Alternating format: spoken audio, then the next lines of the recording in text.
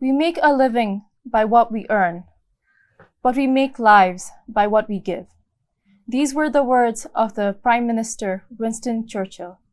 Today on this show, we have a man who has dedicated much of his life to politics and policy making. He has given so much to the country, and by doing so, he has established several opportunities for many young lives today. Please welcome Dr. Prakash Chandra Lohani. Thank you. Dr. Lohani, you had been exposed to liberal democratic political and economic model of the USA from a very young age, and this likely had influenced your political views. When you started your career, you had openly stated your advocacy for the transfer of power to the general public. You had openly advocated for reducing the king's authority over politics directly. And during that time, you had been imprisoned. Correct me if I'm wrong, but you had been imprisoned for expressing your views about this. But times have changed. We are no longer a monarchy. And I want to ask you this question. Do you still hold the same beliefs you did that day, that we do not need a king? There's a difference between the rule by the king and a monarchical system. Yes. What we, in our party, for example, what we are pleading is for strictly constitutional monarchy in this country, given the geopolitical situation of Nepal, being sandwiched between India and Yes. China, two rising powers, one already a superpower and the other one aiming to be a superpower. We think it would be good for Nepal's security, Nepal's interest, to have a constitutional monarchy at the top of the hierarchy. Yes. So that will give the people a kind of psychological security. And of course, as far as the running of the government is concerned, it is the people's representatives who will decide how the country is going to be run. So that's the model we're aiming at. Yes. For my second question, you were once a finance minister, and using the budget of 2041-42 BS, you had helped incorporate private education, and you had also brought in foreign banks to the country. And by doing so, you promoted privatized policies within the nation, and this actually helped the country's economy grow. What I would like to ask you is, do you believe capitalism would be the right way for Nepal to grow? Well, capitalism, in one sense, is it has proved historically to be a system that can produce goods, that can generate wealth, that can lead to technical innovations, or more receptive to technical innovation as a system. I agree. But on the other hand, with all these positives, there are also the negatives. So the whole strategy should be to minimize the effects of the negative and allow the positives to have a Could you bigger elaborate space. on the negative effects? Negative, for example, you go back to Adam Smith, who is considered as the father of economics, or you might say a liberal economic system. Even he has said that competition, of course, he has said that competition is an essential element of productivity, essential elements of growth. But on the other hand, he has also warned that it is in the nature of big businessmen to collude, to fix prices and create a monopoly situation. So we have to make sure the monopoly factor is in a way the negative part of the capitalist system, because we all know the negative effects of monopoly, higher prices, lower efficiency, Yes. and all kinds of things. So we have to make sure that we reduce the negative part, meaning don't allow collusions, meaning don't allow a monopoly structure to evolve. Do you think this is you have to happening in break it. Nepal? Pardon me? Do you believe this is happening right now in Nepal, the monopolization? Well, in certain sectors, yes, there are certain, there is nothing perfect in a Yes. way. You never have a perfect system. But we have to make sure that monopoly tendencies are curtailed. We have to make sure that monopolist behavior is restricted in the country. That's, the public policy has to be very careful about this part. On the other hand, the positive spillovers, for example, of a capitalist system, we have to encourage that. That is, encourage competition, encourage efficiency, innovations, reward new incentives to promote wealth, to generate wealth through a competitive capitalist system. So you have the plus and the minuses. Make sure that you minimize the minuses, you reduce the minuses and push for the pluses. It is a difficult thing. It's a continuous struggle going on all the time. It's going on even now in different countries, not just in Nepal, but even in developed countries. The struggle is always there. But capitalism so far, in the last 2 centuries, it has been effective. 2 and 2.5 centuries, it has shown its ability to change according to. What sort of change would you be referring to? Like, for example, if you want to start a monopoly, take the example of the United States. Yes.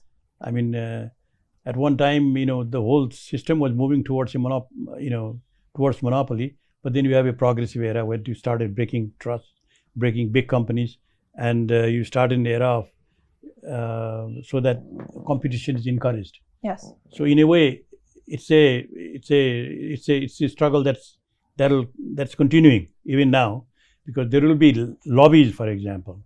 Those who have those who have big companies, those who have more resources, they will have lobbies to push their interest. But on the other hand, the political system also has to cater to the needs of the middle class and the poor. Yes. So, you have to balance their interest and make sure that the monopoly elements that Marx, for example, visualized in his analysis of capitalist destruction, you have to make sure that doesn't have an upper hand.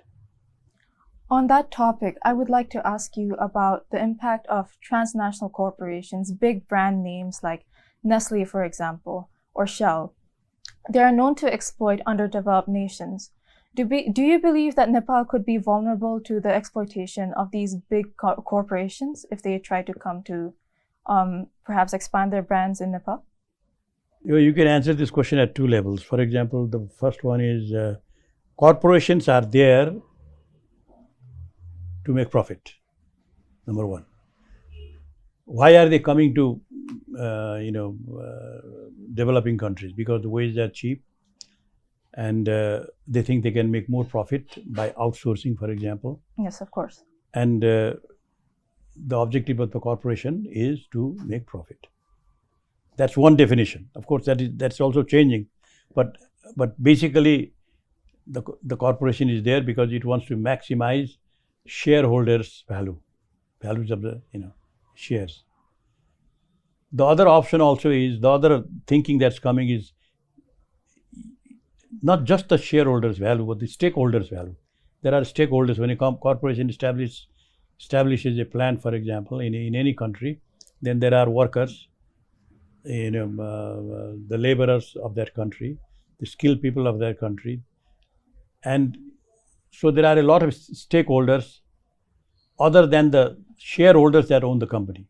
So you have to make sure that you also think about those stakeholders. And this feeling is coming now. This feeling is taking. That's capitalism. The nature of capitalism, that is the free style capitalism, which, for example, in America, Milton Friedman propagated in the 1980s, and which led to Reagan and Thatcherite's policy of liberalization and free capitalism, that sort of thing. Well, they have now come to the conclusion. They are also examining the results. Come to the conclusion that, look, it's not just the corporation shareholders whose interests are involved. There are other elements in that country. There are other elements in that society whose interest also you have to. And you don't have to do that at the cost of your profit. No, you can serve their interest while at the same time having their goodwill, being able to take their goodwill. You can also increase your sales and increase your profit. These two things are not incompatible. We have to find a way to make them compatible. Yes. That's the challenge. However, the question still remains, is Nepal vulnerable to westernization? the process that Western cultures are now dominating Nepali culture, and therefore there's a loss of Nepali culture due to the growth of capitalism. Well, what is Western culture? What is, I mean, in a way... Sir, take the example of the clothes we are wearing right now, the shirts and pants we are wearing. It's very a Western concept in a way. See, the way I see it is, innovation, efficiency, the ability to organize in a better way, the ability to compete. That's modernization. So you would refer to as modernization it's not just a concept of Western culture. Is Japan a Western culture? No. But they are super efficient. So just, don't try to lump everything with Western culture or Eastern culture. The important thing is the process of economic growth, that is inclusive, that is dynamic as well as inclusive, and what are the values, core values that are needed to implement this kind of doctrine, to implement this kind of efficiency structure. And when you discuss at that level, it's not a question of Western versus something. Yes. Because what is Japan? What is South Korea? What is Singapore? Yes. I mean, they are doing Singapore's per capita income is higher than that of the United States. It's one of the richest countries in the world. Yes. Right. So I would think that you should not think in a kind of dichotomous. I mean, it's a kind of this or that kind of thing. Yes. So we must think in terms of modernization, in terms of solving the problems of the society, initiating economic growth that is sustainable, and at the same time that does justice to different elements in the society. And for that purpose, capitalism is one model. Other models have been tried. For example, for 70 years, the Leninist model was tried, and it did fail. Yes. In China, for example, Mao Zedong, he was a great leader as far as the liberation struggle of China is concerned.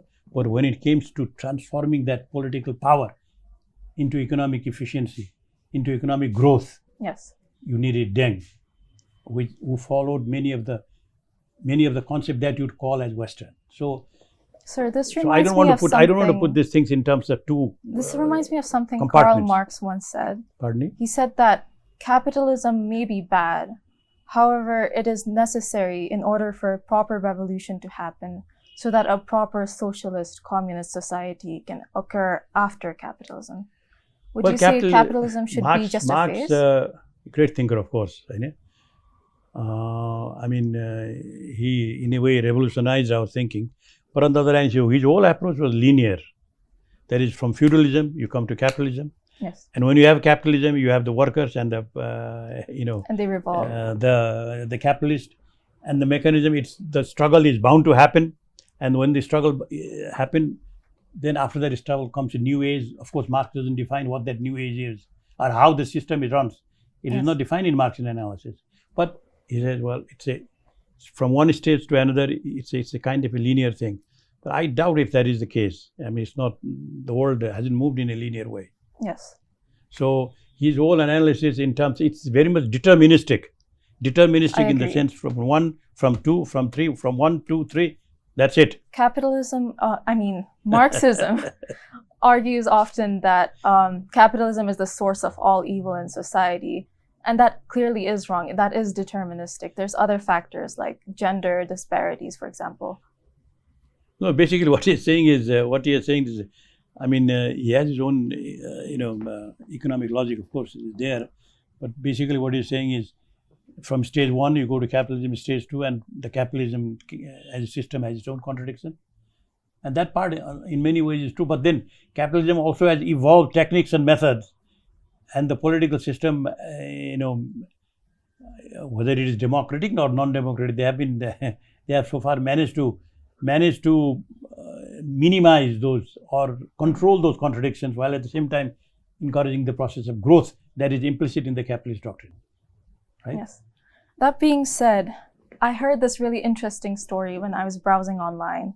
Back in the day when you first started your career, I had heard that most people from Nuwakot believed that Dr. Lohani was a Russian communist, Despite the fact that you had never joined a communist party or actually went to Russia for studies, a lot of people actually believe that you were a communist because of the policies you made. That being said, do you think that social class and caste within Nepali society today still impact the living of Nepali citizens, despite all of the progress that you have made with your policies? First, that I was a Russian communist. Apparently, there's a story online that people in Nuwakot, a lot of them in fact, believed you were Russian communist. I don't know how that thing spread. Perhaps you were too progressive of a communist. At one time, I had gone to a place called Dushanbe, which is at the moment in Azerbaijan. Yes. Azerbaijan, or Dushanbe is in Tajikistan. Sorry. Yes. Dushanbe is in Tajikistan. In the 1970s, I went there, and we were there to attend a seminar organized by the United Nations. And there in that seminar, we had eminent, economists like Amartya Sen and others. And we discussed about planning and the pitfalls of planning, the strength of planning, the weaknesses of planning, and the strength and weaknesses of the capitalist system. So it was a kind of intellectual discussion. And we had great, leading economists coming there. That was the only time I was there. So maybe some people must have gotten the idea that since I was there, I was associated with something. No, I'm basically the growth model that we should have, the growth model that not just Nepal, but the whole of humanity should have is, it has to be, the economic dynamism of capitalism should be preserved. Yes. But at the same time, income inequality that it has a tendency to promote, that has to be put in check. And at the same time, capitalism doesn't care much about environment, for example. Yes. Simply searching for capitalist profit, it ignores the environmental aspect. So the development has to be sustainable. So it has to be. Do you think Nepal is doing a good job in sustainable development? In sustainable development, well, the important thing is we have not been able to manage our institutions in a way that allows capitalist tendency to prosper, while at the same time making sure that the negative effects are kept in check. Yes. That we have not been able to, our political system, you might say, our institutional infrastructure, they have not been able to, achieve these objectives. Would you suggest anything that would help with this? It's the political system, it's political system, the political leadership, after all, the political parties of the political system provide the platform on which the economic system functions, right? So if in the political system, it has to be focused towards the welfare of the people. It has to be focused towards economic efficiency. The value structure, the norms and values must promote those kind of initiatives. So it all waters down to leadership. And at the moment, what is happening is we are not moving in that direction. Yes. For example, I can produce this one glass of water for 4 rupees, right? Yes. One glass of water, and it gives me for 4 rupees investment, I produce 1 glass of water. Now, if I want to grow rapidly, I have to make sure that instead of 4 rupees for 1 glass of water, how can I make it to 3? How can I make it to 2? So that with less resources, you get more output, right? Yes. This is the essence of growth. But that compromise... Now, what is happening in our country is that we start with saying that we will be needing 4 rupees for 1 glass of water. By the time we complete it, it will go to 8, which means no matter how much resources you have, your growth rate is going to be low.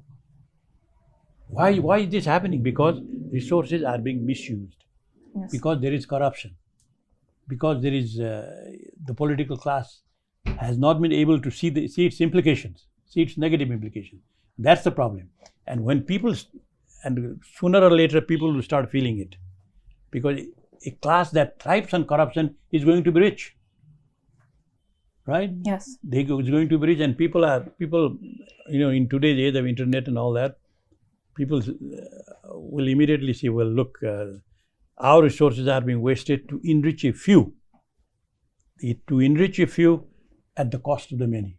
Yes. And if this feeling goes on multiplying, then you have serious political problems, you have serious political turmoil. We have to make sure that that doesn't happen. We have to make sure that there are certain boundary lines that should not be crossed. Yes. This social gap, while it has affected politics, it has also affected economics and the finances of the people directly. I had asked this one question to Dr. Minendra Rijal in a previous episode, and I would like to ask you the same question. Back in the day when President Roosevelt of America had introduced his New Deal, a collection of social welfare programs, he had managed to miraculously improve the state of the country's economy and bring it out of depression. Do you believe that it would be correct for Nepal to implement more social welfare programs to help grow the country? Well, social welfare program depends upon the ability of the economy to support it, right? Yes. Now, the example you are saying, the Roosevelt's New Deal, it's Yes. called New Deal. Before the New Deal, Social Security was weak in the United States, right? So when all of a sudden the stock market crashed, the money supply decreased, and the banks couldn't, bank failure started gaining momentum. And all of a sudden, demand decreased. Demand for goods and services decreased. Yes. Because people started hoarding cash. And no one wanted to work. Yeah, no one wanted to work. They wanted to work, but because the demand increased, the factories closed, for example. The economic system, the economic machine, in a way, came to a grinding halt. The factories would not produce if they did not have the demand, right? Yes. So the capacity for production was there. You had the machines, you had the factory, you had everything. You had all the institutional complex and everything, but the demand was not there. Because the demand was not there, there was workers who were laid off, right? Workers Yes. didn't find, and that in a way, it's a vicious cycle that in a way increased the demand further, and the country went into a deep depression where almost 20-25% of the people were unemployed. Yes, but That the was the question issue. remains, do you believe that social welfare programs Now wait a minute, it would was help? not. Now what he did was, in trying to address that condition, the first thing that was recognized was a deficit in demand. You have you can feed 100 people. You have the Yes. resources there, but you have demand from 5 people. So what do? The machines are idle. So all that is needed, when you have all that infrastructure ready, that you needed was money. People should have money. People should have the purchasing power. And how do you do that? Then you start a certain, social security programs, for example. If you are unemployed, we'll give you 100 rupees, $100, Give you $1,000. trainings, for example. Training, for example, all kinds of things. And work, for example, work for money, like we do Yes. here in our own country. So once he started these kind of things, people started having the money. They could go and buy. And they could buy, and the producers were there, the equipments were there, the technicians were there, everything was there. So they started producing again, and the economy started picking up. That was the New Deal in a way. And the actual, for the United States, it came out of the Depression actually strongly only when it entered the Second World War, for example, when there was more demand for equipments, war Yes, materials, of and all course. that. So there was a demand for more and more labor. In fact, at one point there was even a shortage of labor. So it is the demand deficit that created the problem, and the lack of knowledge on the part of the central bankers at that time, the role how money played in sustaining demand, how money played in people's psychology. Yes, but back in the day, when the New Deal was introduced, it also helped improve, arguably, the lives of Black Americans who didn't have many jobs back then. Well, of course. Considering the composition of Nepal, we have many ethnic groups, and there are several ethnic minorities. Would you believe there should be programs to aid these ethnic minorities? Oh yes, I mean, considering we must be aware of our capacity, number one, how much resources do we have. But then we have so many, strains of inequality in this country, for example. There are a few people, in fact, I'm not sure about the data, but a certain creamy layer, I would call it, this is what they call it, creamy layer that thrives, that has been thriving in a way in corruption, political nexus and all that. You have a certain layer of people who are fabulously rich, for example. Yes. But on the other hand, there are also the people who are really at the working level, at the level, agricultural laborers, for example. Yes. Small farmers, for example. 75% of the small people in this country, agricultural in agriculture, they are small farmers, meaning people who own less than 21 hectares, that is 20 rupees of land. So for these people, for example, what have we done? For these people, the idea is to increase their productivity, make resources available to them, and make sure that whatever they produce, they are able to sell. Have we been able to move in this direction? No. Or if we have moved in this direction, that the effort has been insignificant. Whatever you have been pushing in the agriculture sector, for example, for the really downtrodden in the poor, it's again the middle layer, the parties, cadres and all that, who have been able to take advantage of it. Take an example. I'll give you an example. A cold storage. You want to build a cold storage to help farmers, right? And who gets the loan for building that cold storage? Your party cadre. And when your party cadre builds, for him, it's a bonanza. He doesn't care if it functions or not. As far as he's concerned, all of a sudden he has got this 11, 12 crores of rupees. So why not make the most of it? And if the system doesn't function, if the cold storage doesn't function, nobody cares. So when this kind of indiscipline, when this kind of stripping of nation's resources, taking advantage of the nation's resources for the benefit of a few, when this becomes the norm, then naturally the people down below, they do not get the benefits. Yes. And who are the people that are really at the bottom? They are the Dalits, for example, and they are the ones who will most suffer. That's what is happening in the country. And if this continues for long, then people will not be silent. Do you believe the government is capable of helping the minorities? Well, the government says it wants to help the minorities. Of course. It wants to help. And as far as speech making is concerned, Nepal is number one. And give it A+. And as far as pleading for the poor, speech making and all that, as far as talking about ideology, talking about the inclusiveness, all the doctrines, Nepalese, those who are running the country, they are good. But when it comes to implementation, they do not have the commitment for it. The commitment is for the party. The commitment is for one's leaders' well-being, for example, or the party's well-being. So when the commitment is for your party well-being, for your party's wealth, instead of the wealth of the country, instead of increasing the wealth of the whole nation. That's when things go wrong. That's one thing that has gone wrong. And who is going to correct it? Again, this political system has to correct it.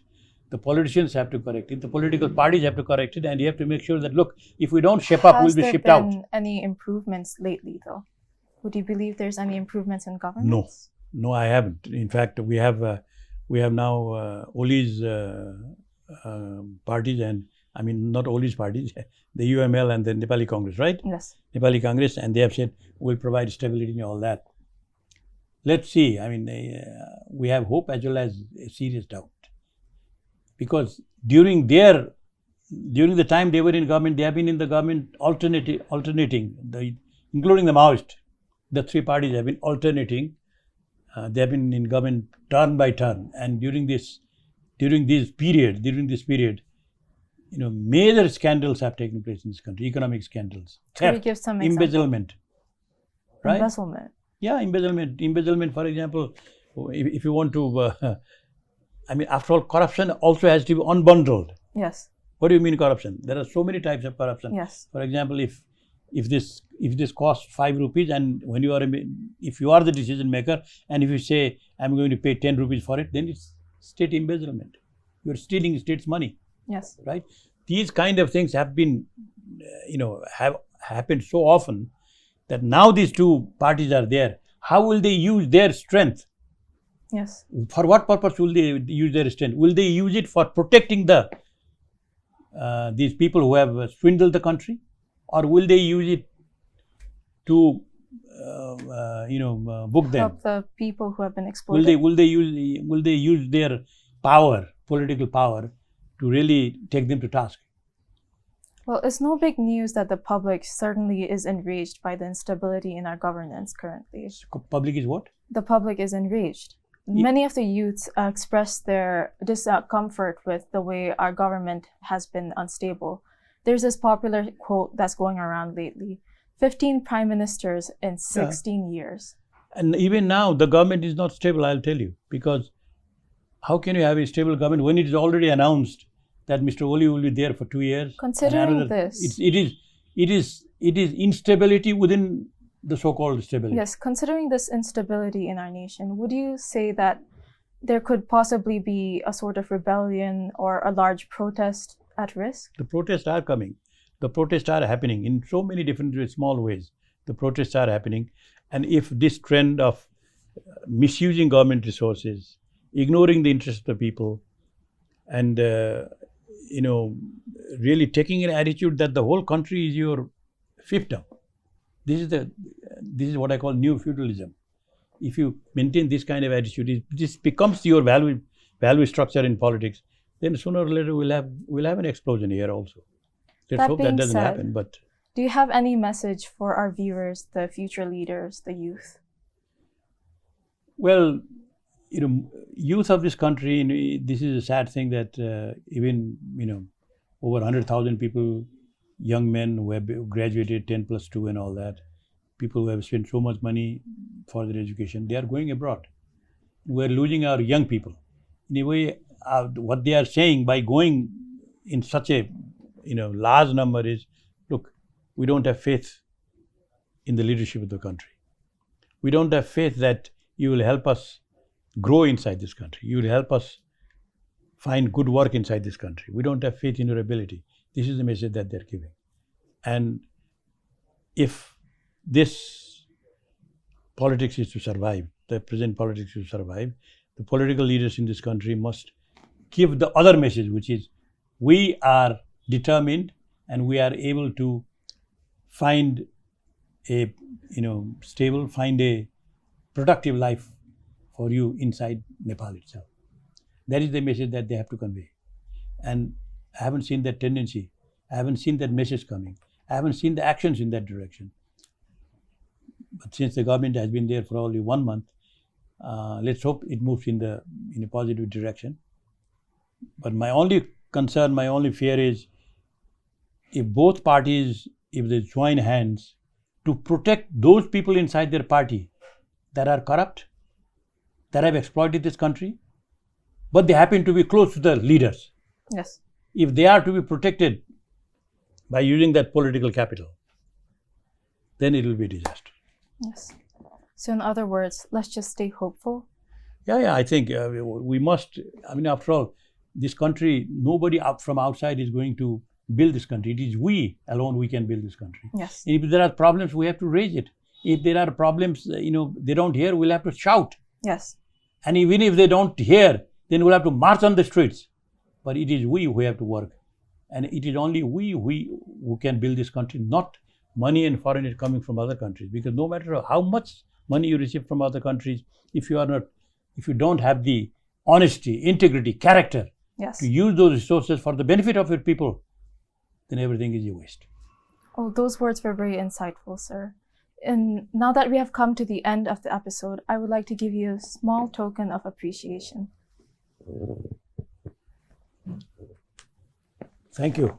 Thank you very much. If you look at the words over there, there's a short quote in Latin, ad meliora. It means towards a brighter future. Thank you, sir. Thank you. Thank you very much.